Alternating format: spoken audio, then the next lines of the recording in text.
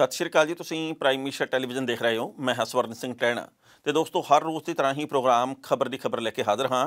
पहली वड्डी खबर के वाल जाण तो पहलां पंजाब के मौसम की हाल बयानी करनी बनती है। लंघी रात पंजाब दे विच बेहद ठंड सी। पिछले कई दिनों तो लगातार पंजाब दे विच लोहड़ियां की ठंड पै रही है। लंघी रात तां 2 डिग्री तक टैंपरेचर पहुँच गया तो दिन के वेले वध तो वध 8 तो लैके 10 डिग्री तक हुंदा है। दिल्ली दे विच भी इस तरीके नाल ठंड पै रही है। हरियाणे ते राजस्थान दे विच भी सूरज की टिक्की हुण किते भी दिस नहीं रही। बदलवाई रहिंदी है। सूरज जिहड़ा बदलों के ओले लुकिया रहिंदा है। मौसम विभाग ने जो भविष्यवाणी की सी बिल्कुल सही साबित हुई है कि आउंदे 72 घंटे जिहड़े वो पंजाब दे विच ते आले दुआले दे सूबਿਆਂ दे विच बिल्कुल सूरज नहीं दिसना, बिल्कुल पारा थल्ले लुढ़की जाना। तो मौसम विभाग ने हुण भी ये गल कही है कि दिल्ली दे विच लोहड़ियां दी ठंड पै रही है तो पैनी भी है। पंजाब दे विच भी लोहड़ियां दा कोरा ते धुंध पै रही है तो पैना भी है। सो गल ये है कि इस वक्त असीं कुदरत दे मूहरे तां कोई जोर नहीं ला सकते, ना साडे कहण दे उत्ते कुदरत ने इस वक्त धुंध पाउणी बंद करनी है। पर गल ये है कि जिहड़े इस वक्त खेती कानूनां के खिलाफ सरहदां दे उत्ते बैठे हद्दां दे उत्ते बैठे किसान आ, उन्हां दा बड़ा फिक्र हुंदा। उन्हां दे कोले बेशक लोईयां कंबल सारा कुछ हैगा, पर फिर भी गल ये है कि इन्नी ठारी दे विच इन्ने कांबे छिड़दे दे विच बंदे दा जी नहीं करदा भी घर दे कमरे दे विचों बाहर निकल गए। बंदा पहला ये देखदा भी धुंध किन्नी का, सूरज निकलिया कि नहीं, मैं कमरे दे विचों फिर बाहर निकला। पर वो किसान किन्ने महान आ, वो लोग किन्ने महान आ, वो मजदूर किन्ने महान आ जिहड़े केंद्र दीआं माड़ियां सोचां दे खिलाफ, माड़े फैसलों के खिलाफ इस वक्त खुले आसमान के थल्ले एक रजाई लैके जां एक कंबल लैके सुते हुए आ। लगातार मौतों की गिणती दे विच वाधा हो रहा, पर किसान डटे हुए आ। ये जज्बा साडे किसान भरावां दा ही हो सकदा। जिहड़े वपारी लोग हुंदे आ उन्हां ने तां पंजियां दसियां गिणनियां। उन्होंने इस वक्त तां ये सोचना कि सानूं आउंदा की आ, जांदा की आ, वटत की हुंदी है। पर यह किसान ही आ जिहड़ा बहुत तकड़ा जेरा, जिहड़ा पोह माघ दीआं रातां दे विच पानी लाउंदा, जिहड़ा सप्पां दीआं सिरियां मिधदा, जिहड़ा खेतां दे विच फिरदा ते इस वक्त उस सड़कां दे उत्ते फिर रहा। मजबूर किया केंद्र की सरकार ने ते नखरे भी उही कर रहे हैं। हीटर वाले कमरिਆਂ ਦੇ ਵਿੱਚ बैठ के, निघे कमरिਆਂ 'ਚ बैठ के कि किसान गुमराह हो गए हैं, किसान भड़क गए हैं, किसानों को सोचना चाहिए, आमदन दुगनी हो जानी है। किसान कहते सानू चाहिए कुछ नहीं तुहाडा, वो कहते असीं दे के रवांगे, क्योंकि पूंजीपतियों का पक्ष पूरना मोदी सरकार का एकमात्र एजेंडा बन चुकिया। हुण जे पहली वड्डी खबर दे वल जाने आ तां माणयोग सुप्रीम कोर्ट दे वल्लों लंघे कल की गई सुनवाई नाल जुड़ी हुई है। सुप्रीम कोर्ट ने बड़ी साफ ते स्पष्ट शब्दों दे विच गल कही है कि असीं खेती कानूनां दी मियाद दे बाबत, मानता दे बाबत कुछ नहीं कह सकते, पर हाँ अंदोलन दे बाबत जरूर कहने आ। उन्होंने कहा जी कि जेकर गैर हिंसक ये अंदोलन रहे तां इहदे उत्ते कोई इतराज़ नहीं, पर केंद्र की सरकार नूं मसले का हल कढ़ना चाहिए। एक कमेटी बननी चाहिए है जिहदे विच खेती माहर भी होण, जिहदे च किसान भी होण, कुछ राजनीतिक लोग भी होण। ये भी गल कही गई है कि इस वक्त तक तो हल निकल जाना चाहिए सी। इस तो इलावा सुप्रीम कोर्ट के वल्लों कुछ होर नुकते भी चुके गए हैं, कुछ होर सवाल भी किए गए आ, पर कोई बहुत ही वड्डी गल नहीं की गई, ना तो किसान अंदोलन के खिलाफ, ना किसान अंदोलन के हक दे विच। हालांकि किसान आगूआं ने गल कही है जिन्नी देर तक सानू कोई नोटिस नहीं मिलता उन्नी देर तक असी इस मुतल्लक कोई टिप्पणी नहीं करनी।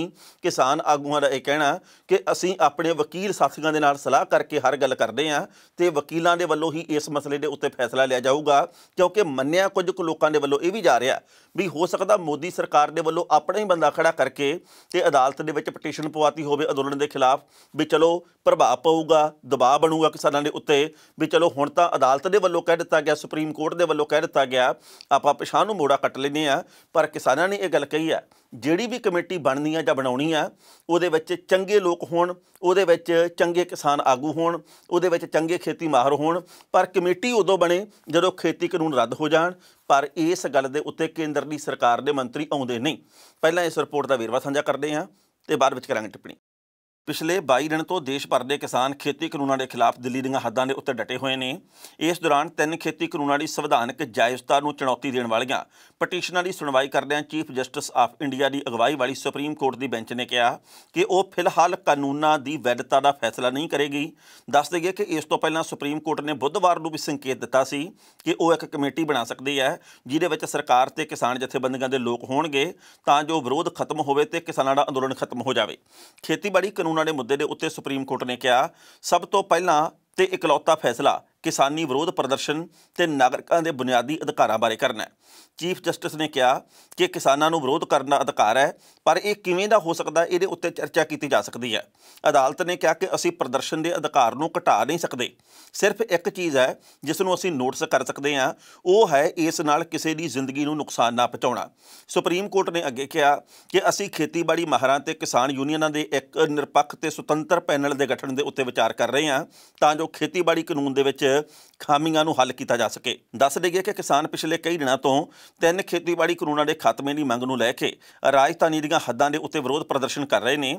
ਇਸ ਮਾਮਲੇ ਦੇ ਉੱਤੇ ਸੁਪਰੀਮ ਕੋਰਟ ਨੇ ਕਿਹਾ ਸੀ ਕਿ ਜੋ ਵੀ ਸਰਕਾਰ ਗੱਲਬਾਤ ਕਰ ਰਹੀ ਹੈ, ਨਤੀਜੇ ਸਾਹਮਣੇ ਨਹੀਂ ਆ ਰਹੇ। ਜੇਕਰ ਸਮੱਸਿਆ ਦਾ ਹੱਲ ਨਾ ਕੀਤਾ ਗਿਆ ਤਾਂ ਇਹ ਰਾਸ਼ਟਰੀ ਮੁੱਦਾ ਬਣ ਜਾਵੇਗਾ। ਜੇ ਅਜਿਹਾ ਹੁੰਦਾ ਤਾਂ ਮੁਸ਼ਕਲ ਆ ਸਕਦੀ ਹੈ। ਅਦਾਲਤ ਨੇ ਕਿਹਾ ਕਿ ਸਾਰੇ ਕਿਸਾਨ ਯੂਨੀਅਨਾਂ ਨੂੰ ਇਸ ਮਾਮਲੇ ਵਿੱਚ ਇੱਕ ਧਿਰ ਬਣਾਇਆ ਜਾਵੇ। ਇਹ ਆਦੇਸ਼ ਦਿੰਦਿਆਂ ਮਾਮਲਾ ਵੀਰਵਾਰ ਦੀ ਸੁਣਵਾਈ ਵਾਸਤੇ ਸੂਚੀਬੱਧ ਕੀਤਾ ਗਿਆ ਸੀ। ਸੁਣਵਾਈ ਦੌਰਾਨ ਚੀਫ ਜਸਟਿਸ ਨੇ ਕਿਹਾ ਕਿ ਸਾਨੂੰ ਨਹੀਂ ਲੱਗਦਾ ਕਿ ਕਿਸਾਨ ਤੁਹਾਡੀ ਗੱਲ ਸੁਣਨਗੇ। ਤੁਹਾਡੀ ਵਿਚਾਰ ਚਰਚਾ ਸਫਲ ਨਹੀਂ ਹੋ ਸਕੀ, ਇਸ ਲਈ ਕਮੇਟੀ ਦਾ ਗਠਨ ਜ਼ਰੂਰੀ ਹੈ। ਅਟਾਰਨੀ ਜਨਰਲ ਨੇ ਅਪੀਲ ਕੀਤੀ ਕਿ 21 ਦਿਨਾਂ ਤੋਂ ਸੜਕਾਂ ਬੰਦ ਨੇ ਜੋ ਖੁੱਲ੍ਹਣੀਆਂ ਚਾਹੀਦੀਆਂ। ਲੋਕ ਉੱਥੇ ਬਗੈਰ ਮਾਸਕ ਦੇ ਬੈਠੇ ਨੇ, ਇਸ ਲਈ ਕਰੋਨਾ ਦਾ ਖਤਰਾ ਹੈ। ਸੁਪਰੀਮ ਕੋਰਟ ਦੇ ਵਿੱਚ ਪੰਜਾਬ ਸਰਕਾਰ ਦੀ ਤਰਫੋਂ ਪੀ ਚਿਦੰਬਰਮ ਨੇ ਪੱਖ ਪੇਸ਼ ਕਰਦਿਆਂ ਕਿਹਾ ਕਿਸੇ ਵੀ ਕਿਸਾਨ ਸੰਗਠਨ ਨੇ ਸੜਕ ਜਾਮ ਕਰਨ ਦੀ ਗੱਲ ਨਹੀਂ ਕੀਤੀ, ਪ੍ਰਸ਼ਾਸਨ ਵੱਲੋਂ ਹੀ ਰਸਤੇ ਬੰਦ ਕੀਤੇ ਗਏ ਨੇ। ਅਦਾਲਤ ਨੇ ਕਿਹਾ ਇੰਨੀ ਵੱਡੀ ਭੀੜ ਦੀ ਜ਼ਿੰਮੇਵਾਰੀ ਕੌਣ ਲਵੇਗਾ, ਅਦਾਲਤ ਇਹ ਕੰਮ ਨਹੀਂ ਕਰ ਸਕਦੀ। ਇਸ ਖਬਰ ਦੇ ਉੱਤੇ ਟਿੱਪਣੀ ਕਰਦਿਆਂ ਦੋਸਤੋ ਪਹਿਲੀ ਗੱਲ ਤਾਂ ਅਸੀਂ ਕਹਾਂਗੇ ਮਾਣਯੋਗ ਅਦਾਲਤ ਦੇ ਮੂਹਰੇ ਬੇਸ਼ੱਕ ਸੋਲਿਸਿਟਰ ਜਨਰਲ ਜੋ ਕਿ ਭਾਰਤ ਸਰਕਾਰ ਦੇ ਆ, ਉਹਨਾਂ ਨੇ ਇਹ ਗੱਲ ਕਹੀ ਜੀ ਕਿ ਕਰੋਨਾ ਬਹੁਤ ਫੈਲ ਸਕਦਾ, ਸੜਕਾਂ ਬੰਦ ਹੋਈਆਂ ਪਈਆਂ, ਆਵਾਜਾਈ ਪ੍ਰਭਾਵਿਤ ਹੋਈ ਹੈ, ਲੋਕ ਬੜੇ ਪਰੇਸ਼ਾਨ ਆ, ਆਵਾਜਾਈ ਦੇ ਨਿਯਮਾਂ ਦੀ ਉਲੰਘਣਾ ਕੀਤੀ ਜਾ ਰਹੀ ਹੈ। ਅਤੇ ਜਦੋਂ ਇਹੀ ਲੋਕ ਜਿਹੜੇ ਕਿ ਧਰਨੇ ਦੇ ਵਿੱਚ ਬੈਠੇ ਹੋਏ ਆ ਆਪਣੇ ਪਿੰਡਾਂ ਨੂੰ ਮੁੜਨਗੇ ਤਾਂ ਇਹਨਾਂ ਨੇ ਕਰੋਨਾ ਦਾ ਛੱਟਾ ਦੇ ਦੇਣਾ ਅਤੇ ਬਾਅਦ ਦੇ ਵਿੱਚ ਦੇਸ਼ ਦੇ ਅੰਦਰ ਬਹੁਤ ਭਿਆਨਕਤਾ ਖੜੀ ਹੋ ਸਕਦੀ ਹੈ ਕਰੋਨਾ ਮਹਾਂਮਾਰੀ ਦੇ ਮੁੱਦੇ ਦੇ ਉੱਤੇ। ਪਰ ਪੀ ਚਿਦੰਬਰਮ ਹੋਰਾਂ ਨੇ ਉੱਤਰ ਦਿੱਤਾ ਇਹਦਾ ਕਿ ਕਿਸਾਨਾਂ ਨੇ ਕਦੋਂ ਇਸ ਵਕਤ ਸੜਕਾਂ ਬੰਦ ਕੀਤੀਆਂ? ਕਿਸਾਨ ਤਾਂ ਲਗਾਤਾਰ ਅੱਗੇ ਵਧ ਰਹੇ ਸੀ, ਤੁਸੀਂ ਬੈਰੀਕੇਡ ਲਾ ਕੇ ਸੜਕਾਂ ਬੰਦ ਕੀਤੀਆਂ ਅਤੇ ਹੁਣ ਤੁਸੀਂ ਕਹਿੰਦੇ ਜੀ ਕਿ ਕਿਸਾਨਾਂ ਨੇ ਸੜਕਾਂ ਜਾਮ ਕਰਤੀਆਂ। ਤੁਸੀਂ ਬੈਰੀਕੇਡ ਕਿਉਂ ਲਾਏ? ਬੈਰੀਕੇਡ ਚੱਕ ਦਿਓ, ਕਿਸਾਨ ਪਰੇ ਹੋ ਜਾਂਦੇ ਆ। ਕਿਸਾਨ ਜਿੱਥੇ ਵੀ ਜਾ ਕੇ ਬਹਿਣਾ ਚਾਹੁਣ ਇਹ ਉੱਥੇ ਬਹਿ ਜਾਣਗੇ। ਆਵਾਜਾਈ ਨੂੰ ਕਿਸਾਨ ਪ੍ਰਭਾਵਿਤ ਨਹੀਂ ਕਰਦੇ। ਉਹਨਾਂ ਨੇ ਕਿਹਾ ਜੀ ਕਿ ਕਿਸਾਨ ਉਰਲੇ ਪਾਸੇ ਬੈਠੇ ਆ ਕਿ ਪਰਲੇ ਪਾਸੇ ਬੈਠੇ, ਇਹ ਸਵਾਲ ਦੱਸੋ, ਕਿਉਂਕਿ ਜੇ ਤਾਂ ਪਰਲੇ ਪਾਸੇ ਬੈਠੇ ਆ ਬੈਰੀਕੇਡ ਟੱਪ ਕੇ ਫਿਰ ਤਾਂ ਕਿਸਾਨਾਂ ਦਾ ਕਸੂਰ ਆ।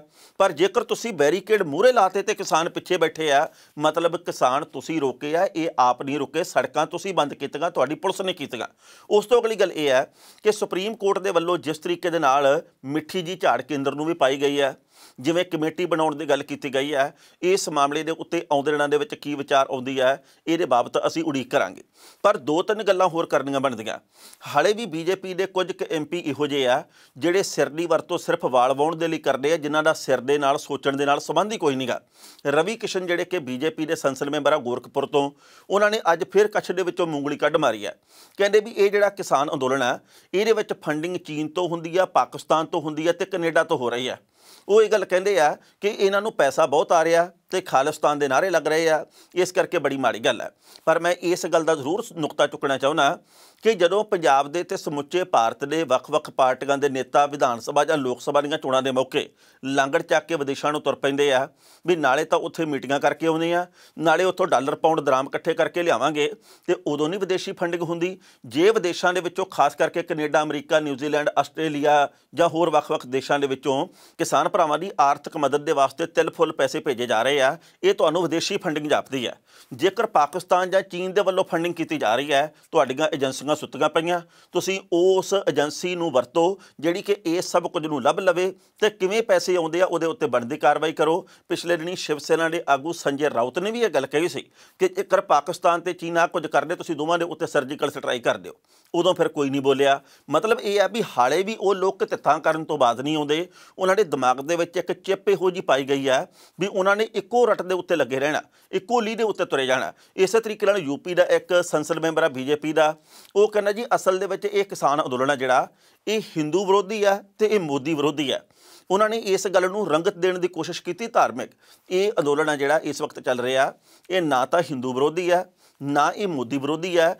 ਅਸਲ ਦੇ ਵਿੱਚ ਇਹ ਮੋਦੀ ਦੀ ਸੋਚ ਦੇ ਵਿਰੋਧੀ ਹੈ। ਮੋਦੀ ਨੂੰ ਤੁਸੀਂ ਇੱਕ ਵਿਅਕਤੀ ਦੇ ਤੌਰ ਦੇ ਉੱਤੇ ਪੇਸ਼ ਕਰਦੇ ਹੋ। ਅਸੀਂ ਇਹ ਗੱਲ ਕਹਿੰਦੇ ਕਿ ਸਰਕਾਰ ਜਿਹੜਾ ਬੰਦਾ ਚਲਾਉਂਦਾ ਉਹਨੂੰ ਲੋਕਾਂ ਦਾ ਪੱਖ ਸੁਣ ਕੇ ਹੀ ਸਾਰਾ ਫੈਸਲਾ ਲੈਣਾ ਚਾਹੀਦਾ। ਹੁਣ ਮੋਦੀ ਆਪਣਾ ਫੈਸਲਾ ਪਲਟ ਲਵੇ ਅਤੇ ਨਾਲ ਦੀ ਨਾਲ ਕਿਸਾਨ ਕਹਿਣਗੇ ਜੀ ਅਸੀਂ ਬੜੇ ਖੁਸ਼ ਹਾਂ, ਅਸੀਂ ਘਰਾਂ ਨੂੰ ਵਾਪਸ ਚੱਲੇ ਹਾਂ।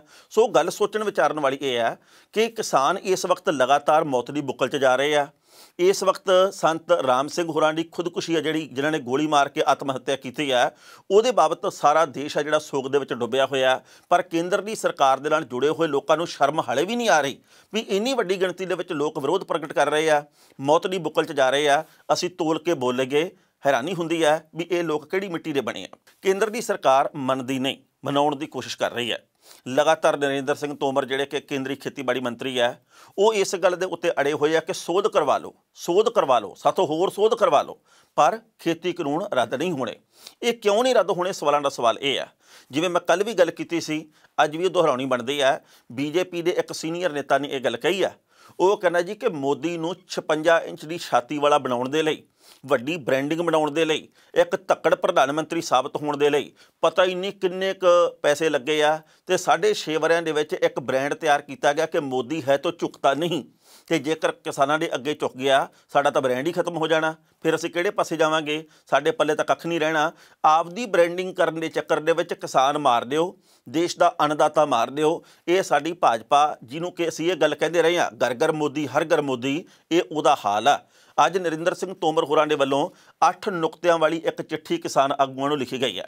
ਇਹਦੇ ਵਿੱਚ ਉਹਨਾਂ ਨੇ ਫਿਰ ਉਹੀ ਗੱਲ ਕਹੀ ਹੈ, MSP ਜਾਰੀ ਰਹੇਗੀ, ਬੇਫਿਕਰ ਰਹੋ, ਅਸੀਂ ਮੰਡੀਕਰਨ ਦੇ ਸਿਸਟਮ ਦਾ ਆਹ ਹੱਲ ਕੱਢਾਂਗੇ, ਅਸੀਂ ਭਰੋਸਾ ਦਿੰਦੇ ਹਾਂ, ਅਸੀਂ ਉਹ ਕਰ ਦਿਆਂਗੇ, ਅਸੀਂ ਆਹ ਕਰ ਦਿਆਂਗੇ।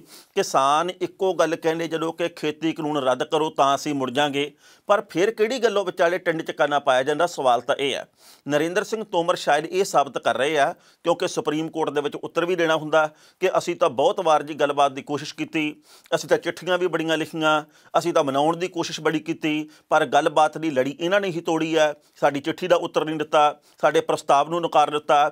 ਇਹ ਗੱਲਾਂ ਕਰਨ ਦੇ ਲਈ ਸ਼ਾਇਦ ਉਹ ਇੱਕ ਨਵੀਂ ਗੱਲ ਸੋਚਦੇ ਆ, ਇੱਕ ਨਵੀਂ ਤਰਕੀਬ ਘੜਦੇ ਆ। ਪਹਿਲਾਂ ਇਸ ਚਿੱਠੀ ਦਾ ਵੇਰਵਾ ਜਿਹੜੀ ਕਿ ਨਰਿੰਦਰ ਸਿੰਘ ਤੋਮਰ ਦੇ ਵੱਲੋਂ ਲਿਖੀ ਗਈ ਹੈ ਤੇ ਬਾਅਦ ਵਿੱਚ ਕਰਾਂਗੇ ਟਿੱਪਣੀ। ਖੇਤੀਬਾੜੀ ਕਾਨੂੰਨਾਂ ਦੇ ਵਿਰੋਧ ਵਿਚਾਲੇ ਕੇਂਦਰੀ ਖੇਤੀਬਾੜੀ ਮੰਤਰੀ ਨਰਿੰਦਰ ਸਿੰਘ ਤੋਮਰ ਨੇ ਦੇਸ਼ ਦੇ ਕਿਸਾਨਾਂ ਨੂੰ ਚਿੱਠੀ ਲਿਖੀ ਹੈ। 8 ਸਫ਼ਿਆਂ ਦੀ ਚਿੱਠੀ ਦੇ ਵਿੱਚ ਨਰਿੰਦਰ ਸਿੰਘ ਤੋਮਰ ਨੇ ਕਿਸਾਨਾਂ ਨੂੰ 8 ਭਰੋਸੇ ਦਿੱਤੇ ਨੇ, ਯਾਨੀ ਕਿ ਇੱਕ ਸਫ਼ੇ ਦੇ ਉੱਤੇ ਇੱਕ ਭਰੋਸਾ।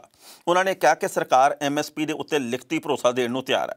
ਉਹਨਾਂ ਨੇ ਇੱਕ ਵਾਰ ਫਿਰ ਸਾਫ਼ ਕੀਤਾ MSP ਜਾਰੀ ਹੈ ਤੇ ਜਾਰੀ ਰਹੇਗੀ। ਖੇਤੀਬਾੜੀ ਮੰਤਰੀ ਨੇ ਕਿਹਾ ਕਿ ਰਾਜਨੀਤੀ ਲਈ ਕੁਝ ਲੋਕ ਝੂਠ ਲਗਾਤਾਰ ਫੈਲਾ ਰਹੇ ਨੇ, ਪਰ ਇਹਨਾਂ ਲੋਕਾਂ ਤੋਂ ਸੁਚੇਤ ਰਹਿਣਾ ਚਾਹੀਦਾ। ਕੇਂਦਰੀ ਖੇਤੀਬਾੜੀ ਮੰਤਰੀ ਨੇ ਕਿਹਾ ਕਿ सबका साथ सबका विकास ਤੇ सबका विश्वास ਦੇ ਮੰਤਰ ਦੇ ਉੱਤੇ ਚੱਲਦੇ ਹੋਏ ਪ੍ਰਧਾਨ ਮੰਤਰੀ ਮੋਦੀ ਦੀ ਅਗਵਾਈ ਵਿੱਚ ਸਾਡੀ ਸਰਕਾਰ ਨੇ ਬਿਨਾਂ ਭੇਦਭਾਵ ਸਾਰਿਆਂ ਦਾ ਭਲਾ ਕਰਨ ਦੀ ਕੋਸ਼ਿਸ਼ ਕੀਤੀ ਹੈ। ਪਿਛਲੇ 6 ਸਾਲ ਦਾ ਇਤਿਹਾਸ ਇਸ ਗੱਲ ਦਾ ਗਵਾਹ। ਖੇਤੀਬਾੜੀ ਮੰਤਰੀ ਨੇ ਅੱਗੇ ਕਿਹਾ, ਤੁਸੀਂ ਭਰੋਸਾ ਰੱਖੋ ਕਿਸਾਨਾਂ ਦੇ ਹਿੱਤਾਂ ਵਿੱਚ ਕੀਤੇ ਗਏ ਇਹ ਸੁਧਾਰ ਖੇਤੀਬਾੜੀ ਵਿੱਚ ਨਵੇਂ ਅਧਿਆਏ ਦੀ ਨੀਂਹ ਬਣਨਗੇ, ਦੇਸ਼ ਦੇ ਕਿਸਾਨਾਂ ਨੂੰ ਹੋਰ ਆਜ਼ਾਦ ਕਰਨਗੇ, ਮਜ਼ਬੂਤ ਕਰਨਗੇ। ਉਹਨਾਂ ਕਿਹਾ ਕੁਝ ਕਿਸਾਨ ਸਮੂਹਾਂ ਨੇ ਅਫਵਾਹ ਤੇ ਗਲਤ ਸੂਚਨਾ ਫੈਲਾਈ ਹੈ, ਉਹਨਾਂ ਨੂੰ ਦੂਰ ਕਰਨਾ ਮੇਰਾ ਕੰਮ ਹੈ। ਨਰਿੰਦਰ ਸਿੰਘ ਤੋਮਰ ਨੇ ਕਿਸਾਨਾਂ ਨੂੰ ਇਹ ਚਿੱਠੀ ਉਦੋਂ ਲਿਖੀ ਜਦੋਂ ਸਰਕਾਰ ਤੇ ਦਿੱਲੀ ਬਾਰਡਰ ਦੇ ਉੱਤੇ ਡੇਰਾ ਲਾਈ ਬੈਠੇ ਕਿਸਾਨਾਂ ਵਿਚਾਲੇ ਗੱਲਬਾਤ ਬੰਦ ਹੋ ਗਈ ਹੈ। ਦਿੱਲੀ ਦੀਆਂ ਸਰਹੱਦਾਂ ਦੇ ਉੱਤੇ 22 ਦਿਨ ਤੋਂ ਕਿਸਾਨ ਖੇਤੀਬਾੜੀ ਕਾਨੂੰਨ ਖਿਲਾਫ ਅੰਦੋਲਨ ਕਰ ਰਹੇ ਨੇ। ਕਿਸਾਨਾਂ ਦੀ ਮੰਗ ਹੈ ਕਿ ਸਰਕਾਰ ਤਿੰਨੇ ਕਾਨੂੰਨ ਵਾਪਸ ਲਵੇ। ਸਰਕਾਰ ਨੇ ਕਿਸਾਨਾਂ ਨੂੰ ਸੋਧ ਦਾ ਪ੍ਰਸਤਾਵ ਦਿੱਤਾ ਸੀ, ਜਿਹਨੂੰ ਠੁਕਰਾ ਦਿੱਤਾ ਗਿਆ। 5 ਦੌਰ ਦੀ ਗੱਲਬਾਤ ਅਸਫਲ ਰਹਿਣ ਤੋਂ ਬਾਅਦ ਸਰਕਾਰ ਤੇ ਕਿਸਾਨਾਂ ਦਰਮਿਆਨ ਗੱਲਬਾਤ ਫਿਲਹਾਲ ਬੰਦ ਹੈ।